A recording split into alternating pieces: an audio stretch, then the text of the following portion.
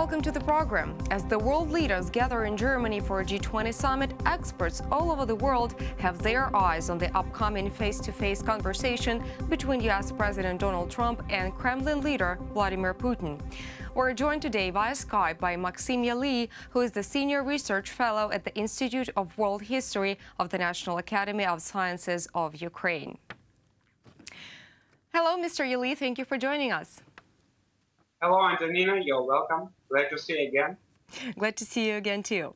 So not that long ago, during his press conference, U.S. President Donald Trump, when asked about Russia's meddling in the 2016 U.S. presidential elections, said that there was no Russia's trace. So basically, Russia didn't interfere with the election process. Could you comment on that? What could it mean? Well, I don't know which press conference you really mean, because we had a lot of them already. But as I know, on this last press conference in Poland, he said, answering this question, that it could be Russia, it could be other state, other people. Actually, his usual. This is the one I'm talking about. This is the conference I'm talking about. I'm saying, why not clearly state, was it Russia or was it not Russia?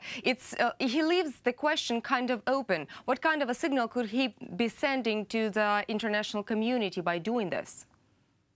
Well, I think he was sending answer, just a message by giving such an answer, not to international leaders, community, but to President of Russia, Vladimir Putin, that everything is okay. He hasn't done any negative statements concerning him personally, especially, and before the future meeting on G20, and not to spoil, I would say, any possible conversation. But what is more important from my point of view, that Donald Trump on this issue got even better, I guess, argument, because as you know, recently in US, it was found out that Barack Obama got to know about Russia's meddling in before the elections, few months before, and now he's just always stating, and he tweeted also, why didn't Obama do anything about it? So that's it.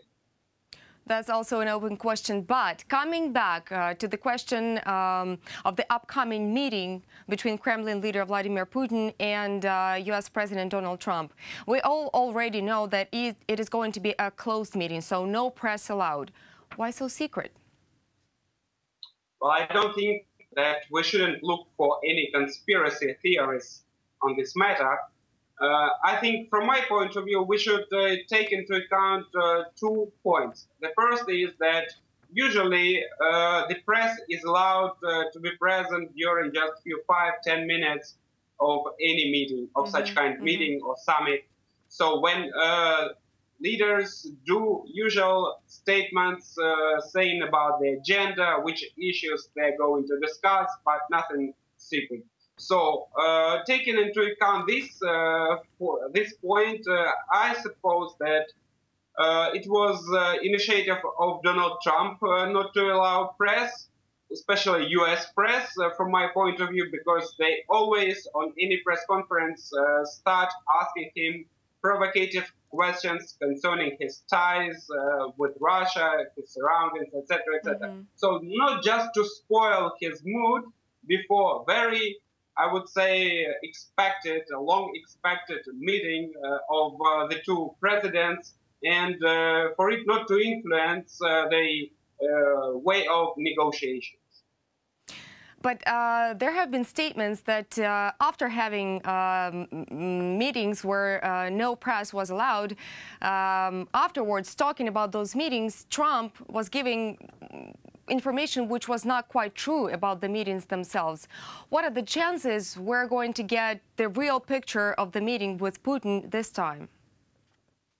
I guess we shall, first of all, I'm sure they will give a press conference after the end of the meeting. But what is more important, we shall see the results of their meeting on further actions of both sides. I mean, especially concerning Ukraine, we are mostly interested on what can they get, what can they find, whether they can find any solutions concerning the solving of the conflict on the east of Ukraine.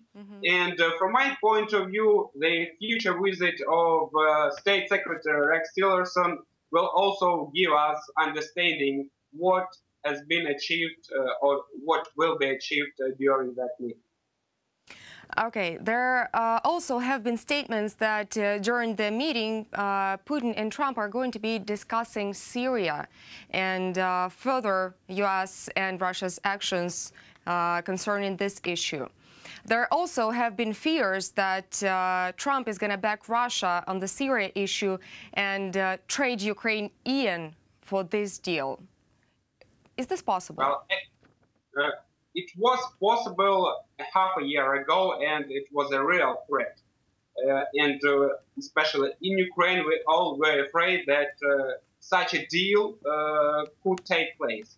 But taking into account the scandal, the development of the scandal, I mean, the ties of Mr. Trump surrounding with Russians during last presidential elections, it has become almost impossible. And actually, we can also judge on the statements of the State Secretary Rex Tillerson when during his visit to Moscow. He stated that the Ukrainian issue will be viewed separately from other matters. And I'm sure that, especially taking into account Syria and the way the things going on there now, the possibility is getting less and less. So absolutely, I guess it's almost impossible, especially on Syria, I just underline now. Recently, Mr. Lavrov has, I believe, accidentally acknowledged the fact that Russia is involved in the conflict in the east of Ukraine. What could it mean for the future acceleration or stabilization of the situation in Donbass? Well, I don't think that we shouldn't take seriously into account this slip of a tongue. I'm sure it's like, you know, Freud style. And we can't make any serious conclusions.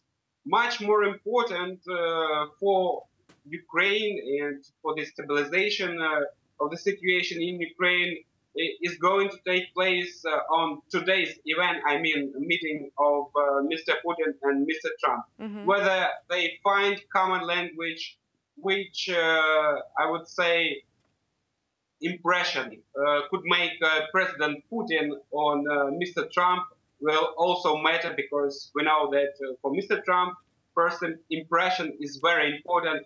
How he will behave and just the way how they can find the common language and whether they can find it. For me, it's the biggest intrigue of this meeting, I guess. Well, thank you so much for clarifying all that for us. Thank you so much for talking. It was nice having you again. That was Maxim Yali from the National Academy of Sciences of Ukraine. Thank you so much for watching, and goodbye.